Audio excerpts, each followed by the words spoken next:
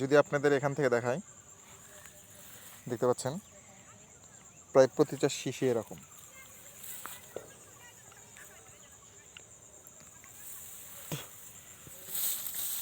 তবে বিধান 108, তারপরে হচ্ছে আপনার বিধান 103, যে নতুন ধানগুলো বের করছে বাংলাদেশ ধান গবেষণা ইনস্টিটিউট থেকে, মোটামুটি খুবই ভালো। একটা শীষ দেখেন কি পরিমাণ, কত বড়। আর ধানের একটু পরিচর্যা বেশি করতে হয় আর কি। সবাই হয়তো আমি যেভাবে করি সেভাবে করে কিনা জানি না। প্রচুর ওষুধ, তারপরে হচ্ছে আপনি অনেক যত্ন নেওয়ার পরেও অনেক সময় অনেক কিছুর সম্মুখীন হতে হয়। এই যে দেখেন, এই যে এখানে এই ধানগুলো নষ্ট হয়ে গেছে।